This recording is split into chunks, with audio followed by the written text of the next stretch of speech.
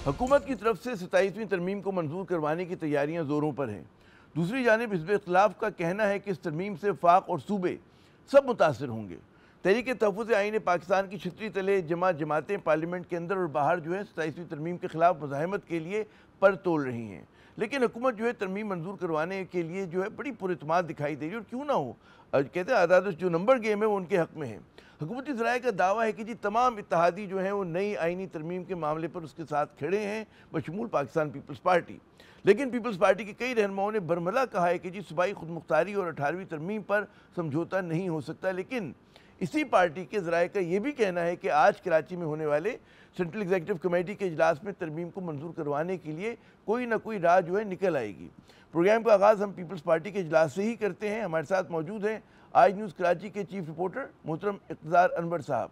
जनाब इक़्तिदार साहब, सबसे पहले तो ये बताइए कि सुनने में आ रहा है कि 27वीं तरमीम का जो भी एक प्रपोज ड्राफ्ट है वो अभी तहरीरी सूरत में पाकिस्तान पीपल्स पार्टी के पास भी नहीं है। उनके पास क्या किसी भी इत्तेहादी के पास नहीं है। क्या खबर है आपकी इसकी हवाले से? आप बहुत शुक्रिया आमिर साहब, बिल्कुल सही फरमा रहे हैं आप। हमारे ज़राए ने भी इस बात की तस्दीक की है कि पाकिस्तान पीपल्स पार्टी के पास भी कोई लिखा हुआ ड्राफ्ट मौजूद नहीं है। उसके पास भी अपने चेयरमैन बिलावल भुट्टो जरदारी के 2 ट्वीट्स हैं। इसके अलावा मुर्तज़ा वहाब, फारूक एच नाइक, ज़िया लंजार और दीगर के पास जो कुछ पॉइंट नोट हैं मुलाकात के, उस पर ही बातचीत की जा रही है। मजमूई तौर पर हमें ये बताया गया है कि 5 से 6 नुकात हैं जिनकी बाज़गश पिछले 1 माह से वज़ीर-ए-आज़म पाकिस्तान की बिलावल भुट्टो जरदारी से मुलाकात और फिर हुकूमती वफ़द की नवाब शाह में जो सदर आसिफ अली जरदारी से मुलाकात हुई थी, उसके ही बातचीत पर जो ड्राफ्ट बनाया है वो पाकिस्तान पीपल्स पार्टी ने बनाया। अभी बाज़ाब्ता ड्राफ्ट वो पाकिस्तान पीपल्स पार्टी को नहीं दिया गया। बस आज की मुलाकात में भी जो थी वो खुद पाकिस्तान पीपल्स पार्टी नोट करके लाई है। बताया यह गया है कि कल जब बिल टेबल किया जाएगा तो उसके बाद ये बिल पाकिस्तान पीपल्स पार्टी और दीगर इत्तेहादियों को दिया जाएगा। अच्छा, फिर जो हम देख रहे हैं कि 18वीं तरमीम के हवाले से, NFC के हवाले से पीपल्स पार्टी के कई रहनुमा बड़ा मजबूत तरीके से तहफ़्फ़ुज़ात का इजहार कर चुके हैं, और लेकिन कुछ ये कहते हैं कि कुछ चीज़ों पे कंसेंसस भी है। तो क्या लग रहा है आपको ये जो इस तरह के मामलात हैं कि जहाँ पे आपको नज़र आता है कि डिफरेंस ओपिनियन है, गो कि नून लीग बड़ी पुरइत्माद है कि वो जब चाहें आसानी के साथ मंजूर करवा लेंगे 27वीं तरमीम को? जनाब देखिए, अभी जो पाकिस्तान पीपल्स पार्टी की सेंट्रल एग्जीक्यूटिव कमेटी की मीटिंग जारी है, तो हमें हमारे ज़राए इस बात की तस्दीक करते हैं कि कोई 5 नुकात हैं कि जिनके ऊपर तफसीली और मुफस्सल बातचीत की जा रही है। इनमें नंबर 1 तो 243 है, हम जानते हैं कि वो क्या है। उसके अलावा इलेक्शन कमिश्नर की तैनाती और आइनी कोड का जो मामला है वो है। NFC के ऊपर बात हो रही है और 18वीं तरमीम। ज़रा ये कहते हैं कि पाकिस्तान पीपल्स पार्टी के सेंट्रल एग्जीक्यूटिव कमेटी के जो अक्सरियती अरकान हैं वो इस बात पर मुत्तफिक हैं कि जो 3 शुरू के पॉइंट हैं 243, इसके अलावा इलेक्शन चीफ इलेक्शन कमिश्नर की थी और जो आइनी कोर्ट की तश्कील है, इस हवाले से तो ज़्यादातर अरकान की राय ये है कि उसे कुछ लोग कुछ दो की बुनियाद पर हल कर लिया जाए। और ऐसा मालूम होता है कि क़यादत समेत ज़्यादातर अक्सरियती 70% तक जो लोग हैं वो इस बात पर मुत्तफिक है कि उसमें वो बातचीत हो सकती है या बातचीत बनने के करीब तर है। लेकिन 2 पॉइंट ऐसे हैं कि जिनमें भरपूर तरीके से एहतजाज की बात की जा रही है, उसमें मज़ाहमत की बातचीत की जा रही है और उसमें यहाँ तक कहा जा रहा है कि अगर हुकूमत को इस बात के लिए कायल किया जाए कि अगर वो चाहती है 27वीं तरमीम को पास करवाना तो वो इन दोनों पॉइंट से या तो पीछे हट जाए या फिर इस पर पाकिस्तान पीपल्स पार्टी के मौक़िफ़ को तस्लीम किया जाए, और वो हैं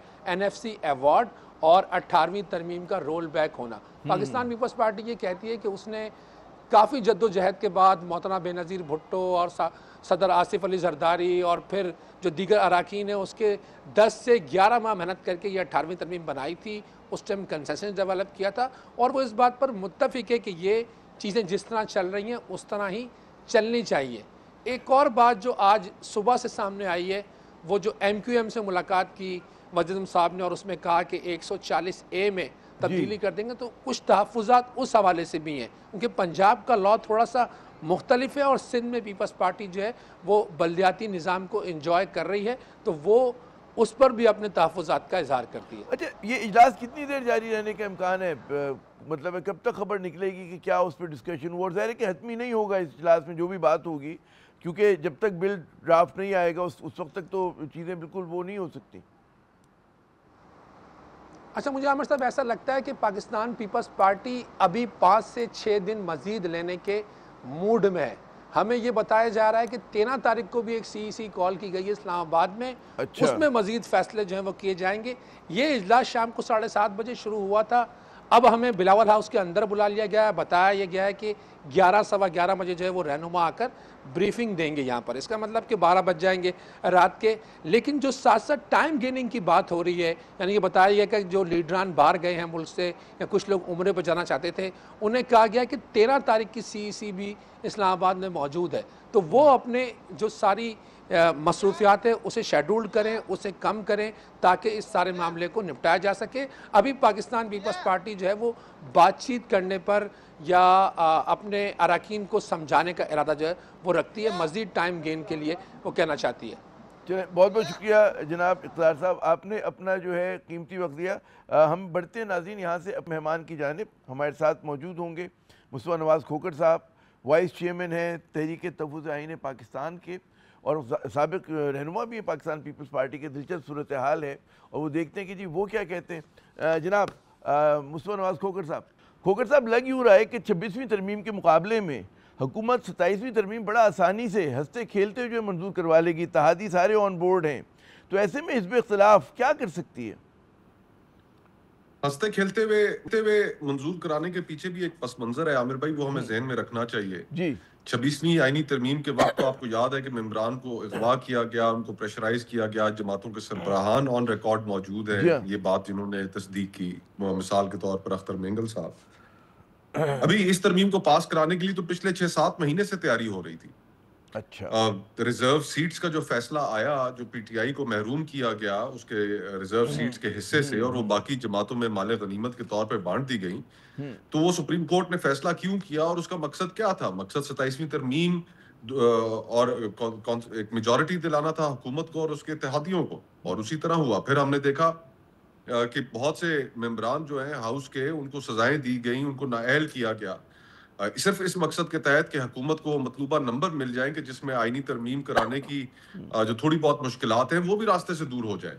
تو اس کی تیاری تو بڑے عرصے سے چل رہی تھی. اور محسن نقوی صاحب، کل رات میں مولانا فضل الرحمان صاحب کی سٹیٹمنٹ سن رہا تھا کہ انہوں نے کہا کہ 3 مہینے سے محسن نقوی صاحب نے انہیں آ کر بتایا کہ وہ اس پر کام کر رہے ہیں. تو یہ بیک گراؤنڈ کے اندر تیاری تو بہت عرصے سے چل رہی تھی. غالباً صرف بار کاؤنسلز کے الیکشنز کا انتظار تھا کہ وہ ختم ہو اور یہ ترمیم سامنے آ جائے، اور ایسے ہی ہوا.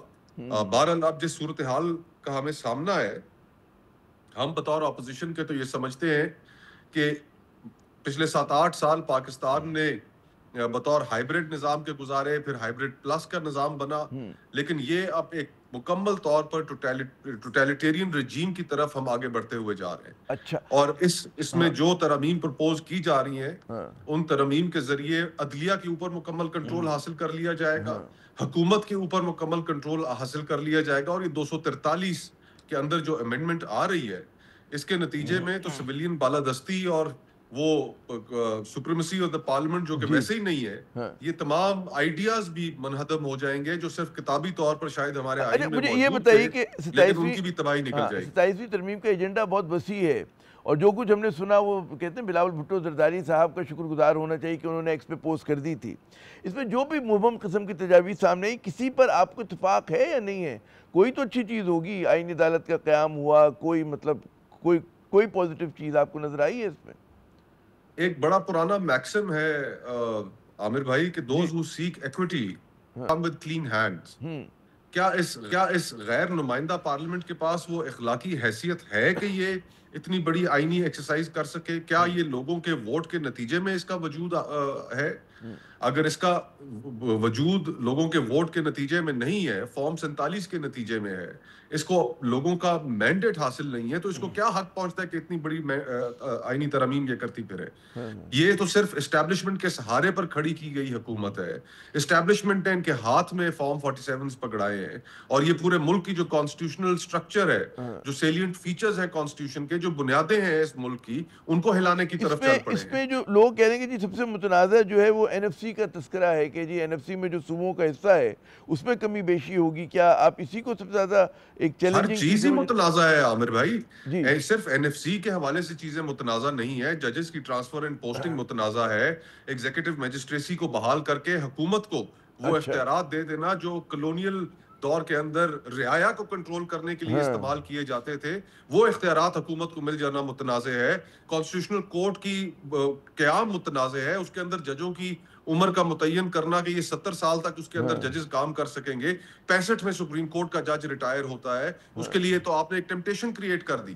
ججوں کی پوسٹنگ ٹرانسفر جب آپ کریں گے تو ان کے سر پر کانسٹنٹ تلوار لٹکے گی کہ ہم نے اگر حکومت کے خلاف فیصلے دیے، حکومت کو ناراض کیا، تو ہم کہیں اٹھا کر کہیں دور پھینک دیے جائیں گے، جس طرح بیوروکریسی کی اکھاڑ پچھاڑ ہوتی ہے. الیکشن کمیشن کی آپ دیکھ لیجئے کہ الیکشن کمیشن کی ویسے ہی کوئی کریڈیبلٹی نہیں، لیکن اب حکومت چاہتی ہے کہ الیکشن کمیشن بھی گھر کا نوکر ہو، الیکشن کمشنر.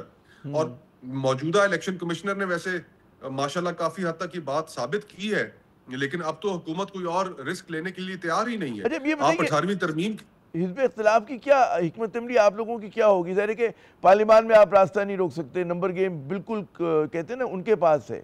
اچھا اس کے وقت نہیں ہے کہ آپ پارلیمنٹ سے باہر آپ لوگ کوئی دباؤ میں اضافہ کر سکے، کیونکہ بڑا کم انہوں نے نوٹس پیریڈ دیا ہے اس کو منظور کروانے کی. 14 نومبر کی ڈیڈ لائن سنی جا رہی ہے، تو کیا آپشن ہوں گے اب حزب اختلاف کے پاس؟ جس دن حکومت اس کا ڈرافٹ سامنے لے کر آئے گی انشاءاللہ اسی دن تحریک تحفظ آئین قومی کانفرنس کا اعلان کرے گی. تمام سیاسی جماعتوں کو، سول سوسائٹی کو، ہیومن رائٹس آرگنائزیشنز کو، میڈیا آرگنائزیشنز کو، سب کو دعوت دیں گے کہ اس قومی کانفرنس میں شریک ہوں اور بیٹھ کر ایک متفقہ طور پر ایک حکمت عملی بنائی جائے، اور پھر اس میں جو رائے سامنے آئے گی پھر اس کے مطابق آگے بڑھا جائے گا. نہیں پھر بھی جو آپ کا تھنک ٹینک اس نے کچھ تو سوچا ہوگا کہ یہ آپشن ہے. آپ سمجھتے ہیں کہ احتجاج کرنے کی آپ لوگ پوزیشن میں ہیں؟ پارلیمنٹ میں تو کچھ نہیں کر سکتے، کوئی سوائے شور مچایا جا سکتے تھوڑا بہت. 14 نومبر کو ہم نے حیدرآباد میں ایک جلسہ رکھا ہے، وہاں سے ہم پورے ملک میں جلسوں کا ویسے ہی ایک ابتدا کرنے جا رہے تھے پبلک مومنٹم بنانے کے لیے.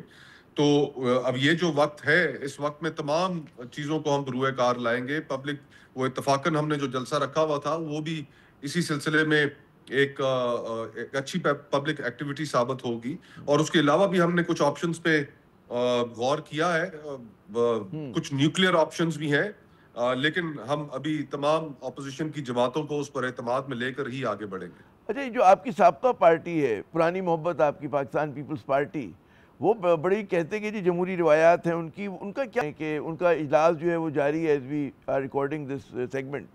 کیا آپ کو لگ رہا ہے کہ وہ رضامند ہوں گے؟ این ایف سی کئی ایسی چیزیں ہیں کہ جس پر ان کے اپنے جو رہنما ہیں ان میں کافی تحفظات ہیں. کیا چیلنج ہوگا پیپلز پارٹی کا؟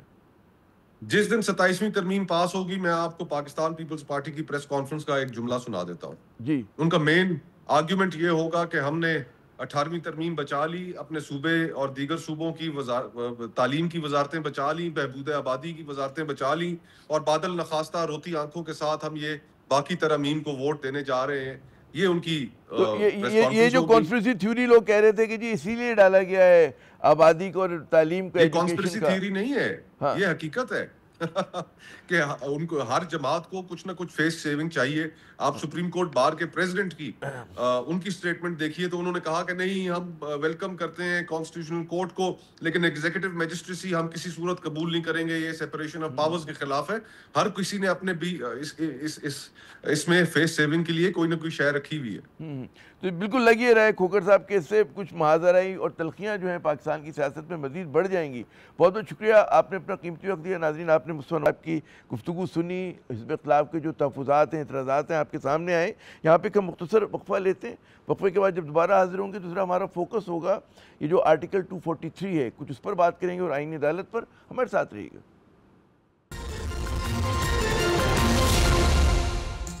تین نومبر کو بلاول بھٹو زرداری نے ایکس کی پوسٹ میں 27ویں ترمیم کے حوالے سے جن نکات کا ذکر کیا تھا ان میں این ایف سی میں صوبائی حصے کا تحفظ کا خاتمہ، آئین عدالت کا قیام اور آرٹیکل 243 میں ترامیم بھی شامل ہیں۔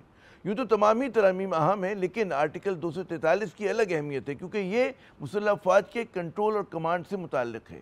یہ آرٹیکل پاکستان میں سول اور فوجی قیادت کے درمیان توازن کا اظہار ہے، جس میں 1973 سے لے کر آج تک وقتاً فوقتاً جو ہے تبدیلیاں لائی جاتی رہیں۔ کبھی صدر کے پاس اس آرٹیکل کے کہتے ہیں استعمال کے اختیارات زیادہ ہوتے تو کبھی صدر کو جو ہے سویلین قیادت یعنی کہ وزیر اعظم کے مشورے اور ہدایت پہ عمل کرنا ہوتا۔ صدر کے اختیار میں کمی بیشی اس بات کو ظاہر کرتی کہ جی طاقت کا توازن کس طرف ہے۔ فوج کے دور حکمرانی میں صدر کے اختیارات میں اضافہ ہوتا اور منتخب حکومتوں کے دور میں اختیارات جو ہیں وزیر اعظم کے پاس آ جاتے۔ فی الوقت آئین کی روح سے وفاقی حکومت کے پاس افواج پاکستان کے کنٹرول اور کمانڈ کے اختیارات ہیں، جس کے تحت صدر پاکستان کی حیثیت جو ہے وہ سپریم کمانڈر کی ہے۔ وفاقی حکومت کے ذمے جو ہے فوج پاکستان کی تنظیم اور تیاری کے اختیارات ہیں، اور وہ قانون کے مطابق بری، بحری اور فضائی افواج کے افسران کی تقرری اور ان کی شرائط خدمت جو ہے وہ طے کرتی ہے۔ آرٹیکل 243 کے مطابق بری، بحری اور فضائیہ کے سربراہان اور chairman joint chief of staff committee کی تقرری جو ہے وہ صدر وفاقی حکومت کی ہدایت کے مطابق کرتے ہیں۔ اب آرٹیکل 243 میں کس قسم کی ترمیم ہونی ہے، کون سے اختیارات جو ہیں کس کے پاس جائیں گے یا رہیں گے، ان میں کس چیز کا اضافہ ہوگا، یہ وہ سوالات ہیں کہ جس کا جواب صرف حکومت کے پاس ہے اور جنہیں ابھی تک جو ہے پارلیمنٹ کے سامنے پیش نہیں کیا گیا۔ تاہم اس حوالے سے قیاس آرائیاں زوروں پر ہیں۔ ایک مفروضہ یہ ہے کہ جی 1973 کے بعد پہلی مرتبہ ملک میں فوج کی قیادت جو ہے فیلڈ مارشل کے پاس ہے، اور اس نئے عہدے کو آئینی ڈھانچے فریم ورک میں لانا بہت ضروری ہے۔ لیکن سیکورٹی ذرائع کا یہ کہنا ہے کہ جی اس ترمیم کو کسی ایک شخص یا عہدے کے تناظر میں دیکھنا درست نہیں۔ ذرائع کا کہنا ہے کہ جی موجودہ دور میں جنگ کے اسلوب اور حکمت عملی جو ہے یکسر بدل چکی ہے، اور نئی حقیقتوں اور تبدیلیوں کو قانونی اور آئینی فریم ورک میں جو ہے لانا اب مجبوری ہے۔ مثال کے طور پہ روایتی جنگ جو کہ سرحدوں سے شروع ہو کر رفتہ رفتہ آگے بڑھتی تھی، اب اس کی جگہ مختصر اور شدید جنگ نے لے لی ہے، جس میں یکدم شہروں اور ملک کے دور دراز مقامات کو نشانہ بنایا جاتا ہے۔ عہد جدید کی جنگ اب روایتی پیدل فوج اور توپ خانے کی جنگ نہیں رہی، بلکہ اس میں سائبر وارفیئر، لوائٹرنگ ایمونیشن، لافیئر، میڈیا، حتیٰ کہ ٹیکٹیکل نیوکلیئر ہتھیاروں کا تصور بھی آ گیا ہے۔ اس بدلتی جنگ کے اسلوب میں فوج کی قیادت میں سینٹرلائزیشن یا مرکزیت، سینرجی جسے ہم کہتے ہیں ہم آہنگی، اور فوری فیصلہ سازی کی ضرورت ہے۔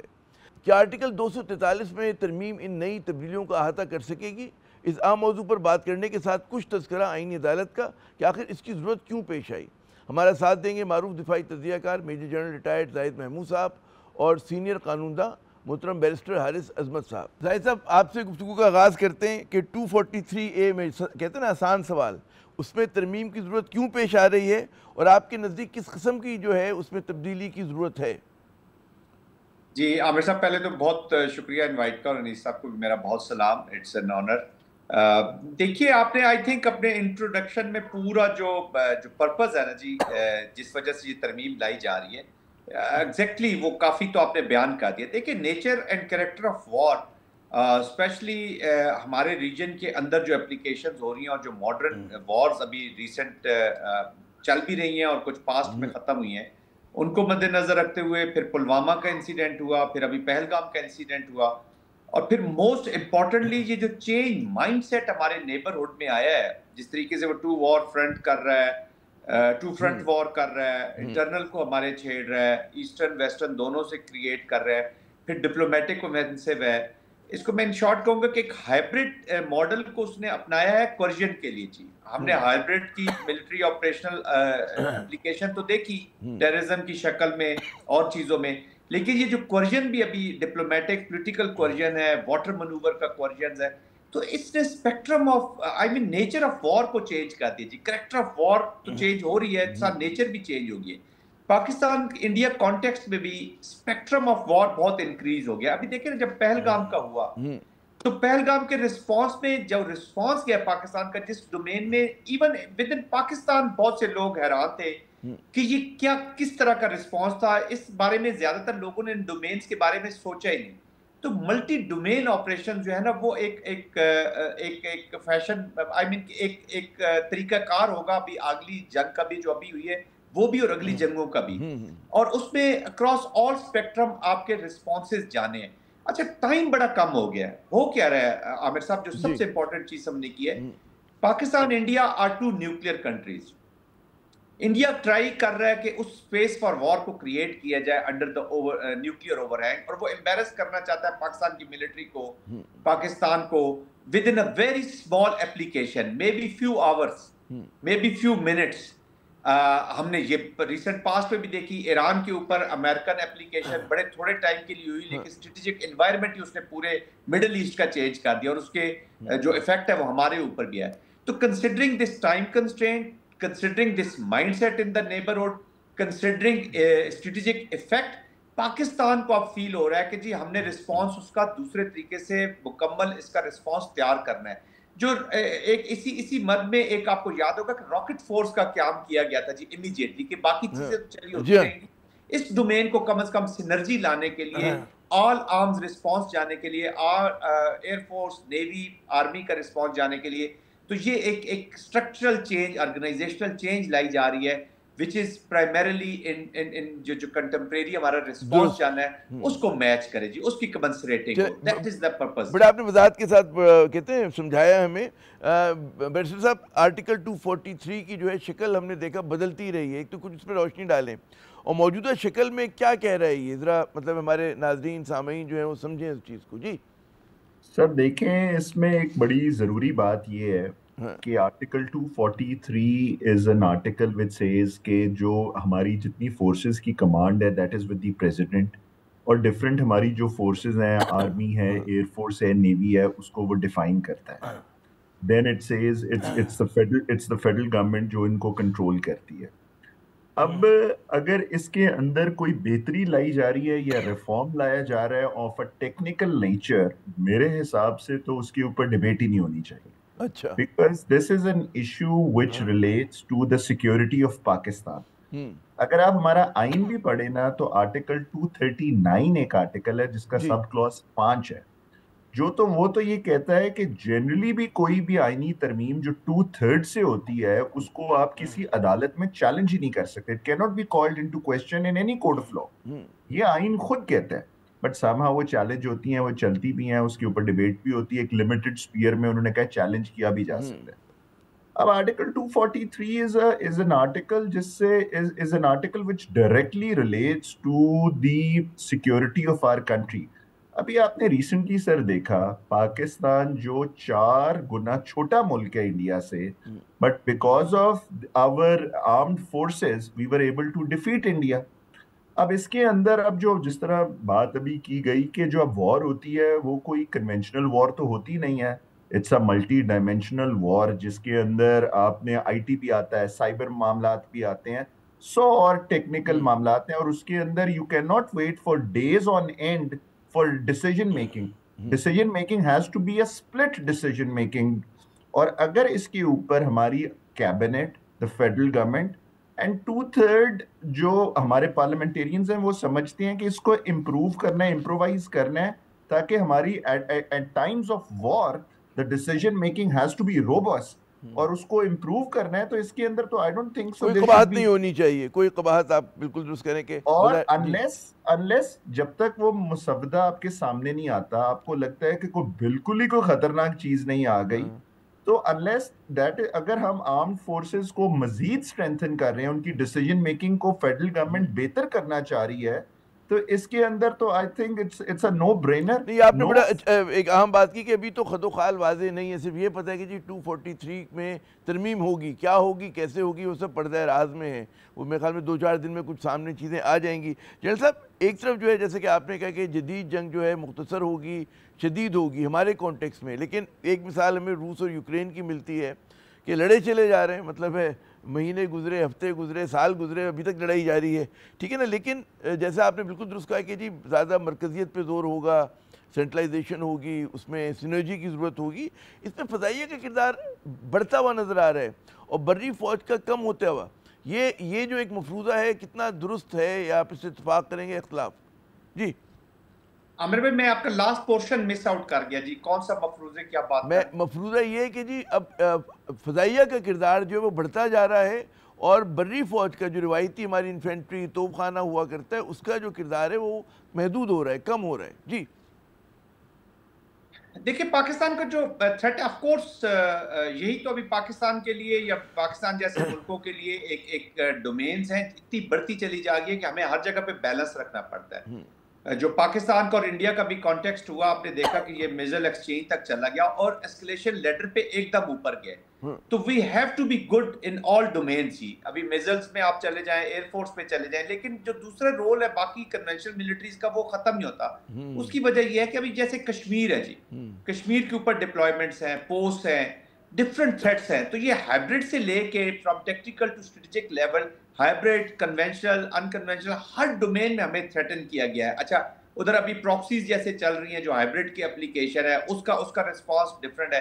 بٹ اس میں کوئی شک نہیں ہے کہ ایئر فورس کا, ڈرونز کا, میزلز کا, یہ فیوچر کی وار ہے. فیوچر کی جو وار ہے نا جی, میں سیناریو آپ کو پیش اگر کر دوں تو وہ یہی ہوگا کہ it is all about inflicting pain.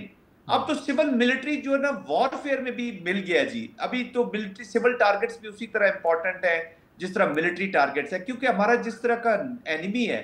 اب جس طریقے سے انہوں نے مساجد کو ٹارگٹ کیا, بھاولپور میں آپ دیکھ لیں, کشمیر میں دیکھ لیں جس طریقے سے, تو یہ کیا جی سول ٹارگٹس ہی تھے. سول کولیٹرل ڈیمیج ہوئی, وہ ارتضا جو بچہ مارا گیا 7 سال کا, 4 سال کا, 4 سال کی, وہ 4 سال کی ہوا کی بیٹی ہماری ماری گئی. تو یہ سیولینز ور آلسو ٹارگٹ. اور جس طریقے کا یہ مائنڈ سیٹ ہے, تو یہ this future war will be about inflicting pain. کون زیادہ پین کرتا ہے دیتا ہے اور کون پین کو برداشت کرتا ہے. تو یہ سول ملٹری ٹارگٹس جو ہے وہ آلموسٹ مکس ہی ہو گیا جی. تو آف کورس جو دوسرے ڈومین ہے, ایریل ڈومین ہے, ان میں رسپانسز بڑھیں گے, لیکن ہمیں باقی بھی چیزیں اپنی اپ ٹو ڈیٹ یا لیٹسٹ جو ریکوائرمنٹ ہے کنونشنل ڈومین میں, پاکستان نے ہر رسپانس کو میچ کرنا ہے. اب ان کی ول کا تو ہمیں نہیں پتا, ہم نے تو ان کی جو بھی کیپیسٹی کیپیبلٹی انڈیا کی ہوگی اس کے مطابق میچ کرنا ہے. اور انڈیا کی جو پراکسیز ابھی یوز ہونی ہے کہ دشمن کی نیت تو بدل سکتی ہے, کبھی بھی بدل سکتی ہے. اصل تم دیکھیں گے صلاحیت کیا ہے اس کی, نیت کے اوپر تو نہیں جاتی. Military always prepare themselves on the capabilities جی, وہ اس انٹینٹ پہ نہیں جاتی, انٹینشنز پہ نہیں جاتی کہ وہ کیا ہے کیا نہیں. جب جدھر جس ڈومین میں جائے گا, ایک چیز پکی ہے جی, دیٹ از فار شور کہ پاکستان ٹو ناچ اپ رسپانس کرے گا all domains from tactical to strategic. تو جب رسپانس ہمارا کوئٹ پرو کو رسپانس جو ہے وہ پلس میں ہی جانا ہے, تو اس کی تیاری, اس کی ڈیسیجن میکنگ, دیکھیں نا کئی دفعہ آپ کے پاس ویپنز ہو سکتے ہیں, ہتھیار بھی ہوں گے, رسپانس موجود ہوگا, لیکن ڈیسیجن میکنگ اگر لیٹ ہو گئی ہے تو وہ کہتے ہیں نا جس طرح ابھی سندور 2 کے بعد ان کو 6 مہینے بعد جہاز یاد آیا کہ جی ہم نے بھی گرائے, تو وہ جو جنگ کے بعد جو عامر صاحب مکہ ہے نا وہ اپنے منہ کے لیے ہوتا ہے, اپنے منہ پہ مارنے کے لیے ہوتا ہے. بڑی بڑی عام بات کی. جو وقت مختصر ہے, بیٹر صاحب یہ بتائیے گا کہ کچھ ذرا آئینی عدالت کی بات ہو جائے مختصراً, کہ اس کی ضرورت کیوں پیش آئی, اور اس میں بعض لوگ یہ کہہ رہے ہیں کہ جی چیف جسٹس کے پاس جو ہے وہ اختیارات رہیں گے, نہیں رہیں گے, یا اس کا جو وہ ہے اختیار جو ہے وہ چلا جائے گا آئینی عدالت کے سربراہ کے پاس. جی سر, ایک بلا وجہ ایک پینک پھیلائی جا رہی ہے پوری دنیا کے اندر. عدالتی نظام کے اندر اسٹرکچرل ریفارمز لائے جاتے ہیں تاکہ نظام بہتر کیا جائے. کوئی Pakistani, I am yet to meet a Pakistani جو کہے کہ پاکستان کا عدالتی نظام بہت اچھا ہے, یہی سسٹم چلنا چاہیے. سو اگر یہ سسٹم نے پچھلے 70-75 سال میں has failed to deliver for the common man, جو بشیرہ بی بی ہے, جو اللہ دیتا ہے, جو محمد رمضان ہے, اس کو کوئی ریلیف نہیں. مجھے خطا کلامی کرنے دیں عظمت صاحب, حارث صاحب. بات یہ کہ اصل لوگ تو پریشان ہوتے ہیں لوور کورٹ میں, تو لوور کورٹ میں تو کچھ ہو نہیں رہا. آپ لوگ جو بھی تبدیلیاں لا رہے ہیں وہ تو مطلب ہے بہت ہی ایلیٹ کے لیے نا, کہ آئینی عدالت ہوگی, سپریم کورٹ فلاں. اصل تو لوگ پریشان ہوتے ہیں, اس پہ تو کوئی ریفارم نہیں ہوا. جی دس is a very good question, اور اس کا آنسر یہ ہے کہ آئینی عدالت جو آئے گی وہ ایک تو ایلیٹ کے لیے نہیں ہے سر. آئینی عدالت کا مقصد ایک عام آدمی بھی ہائی کورٹ جا سکتا ہے آرٹیکل 199 میں اور کہہ سکتا ہے کہ میرے فنڈامنٹل رائٹس بریچ ہوئے ہیں, مجھے انصاف دیا جائے. اب جب وہ عام آدمی جو ہائی کورٹ جائے گا, اس کا کیس بھی اور اس کی اپیل بھی جب سپیریئر کورٹس پہ آتی ہے تو وہ 10-10, 20-20 سال پھنسی رہتی ہے. اسپیشلائزڈ کورٹس جب تک نہیں ہوں گے, نیچے بھی ہائی کورٹ لیول پہ بھی اور سپریم کورٹ کے لیول پہ. میں آپ کو ایک مثال دیتا ہوں. اس ٹائم سپریم کورٹ کا ایک بینچ ہے, وہ عام میرے اور آپ کے کیسز روز سنتے ہیں نا جی. وہ ایک کرمنل کیس سنتا ہے, اگلا کمپنی کا کیس سنتا ہے, تیسرا آئینی کیس سنتا ہے. تو جب آپ اتنا ورائٹی آف ورک ایک ہی جج کو دیں گے تو دیر از نو اسپیشلائزیشن. جب سبجیکٹ میٹر اسپیشلائزیشن نہیں ہوتی تو کام سلو ہو جاتا ہے. درست. آپ ایک جج کی ڈیوٹی لگائیں, صبح سے لے کے شام تک اس نے صرف چائلڈ کسٹڈی کے کیسز سننے ہیں, تو جہاں پہ وہ 10 کیسز ختم کر سکتا ہے وہ 55 کیس ختم کریں گے وہاں پر. سو یہ جو آئینی، اور پھر اگر کوئی آئینی معاملہ بڑے لیول کا، لیٹس سے کوئی الیکشنز کا میٹر ہے، کوئی کانسٹیٹیوشنل امینڈمنٹ کا میٹر ہے، وہ پھنس جاتا ہے تو پھر عدالت میں کوئی اور کام نہیں ہوتا. جو بندہ اپنے گاؤں سے اٹھ کے بیل اپنی کرانے آیا وہ ایڈجرن کرا کے چلا جاتا ہے. So this is a first step to reform the system. Already آپ کے آئینی نزدیک بینچز پہلا قدم ہے اصلاحات کے لیے. ویسے آئینی عدالت میں تو ایک بالکل الگ سے پروگرام ہونا چاہیے، لیکن کیا کیا جائے کہ ہمارے اس سیگمنٹ کا وقت جو ہے ختم ہو رہا ہے. بہت بہت شکریہ جنرل صاحب، آپ نے اپنا قیمتی وقت دیا. بیرسٹر حارث صاحب آپ کا بہت شکریہ. ناظرین ایک مختصر وقفہ لیتے ہیں، ہمارے ساتھ رہیے گا. جناب تمام تر اشارے یہ ہیں کہ 27ویں ترمیم جو ہے نوشتہ دیوار ہے، بالکل ہو کے رہے گی، لیکن اس پر جو ہے تقسیم بہت زیادہ شدید ہے. اس کا آپ کو پروگرام میں اندازہ ہوا ہوگا کہ ہمارا جو ایک حصہ ہے ہماری عوام کا، ہمارے جو تھاٹ لیڈرز ہیں ان کا، وہ اس کی بڑی مزاحمت کر رہا ہے، اس کو بہت ہی اس کے خلاف بات کر رہا ہے. اور وہ لوگ بھی ہیں کہ جو سمجھتے ہیں کہ بڑی ناگزیر ہے اور بڑی اچھی چیز ہو رہی ہے. لیکن ایک بات یقینی ہے کہ اگر حکومت نے 26ویں ترمیم کی طرح 27ویں ترمیم کو بھی جو ہے بنا ڈیبیٹ کے، کہتے ہیں بغیر پراپر ڈسکشن کے جو ہے بلڈوز کیا، تو جو تقسیم ہے ہمارے معاشرے میں اور ہمارے سماج میں یہ مزید بڑھ جائے گی. تو اس سے امید کرنی چاہیے کہ حکومت گریز کرے گی. اور جو جمہوری ایک رویہ ہوتا ہے کہ اتنی اہم ترمیم ہو رہی ہے تو اس پہ آپ وقت لگا کر سب لوگوں کی آراء لیں، اسٹیک ہولڈرز کی آراء لیں، پارلیمنٹ میں اس کی کہتے ہیں بھرپور طریقے سے ڈیبیٹ ہو، اس کے بعد اس کو منظور کیا جائے، اس میں مزید ترامیم لائی جائیں. اسی کے ساتھ عامر صاحب کو اگلے پروگرام تک کے لیے اجازت دیجیے گا. خدا حافظ.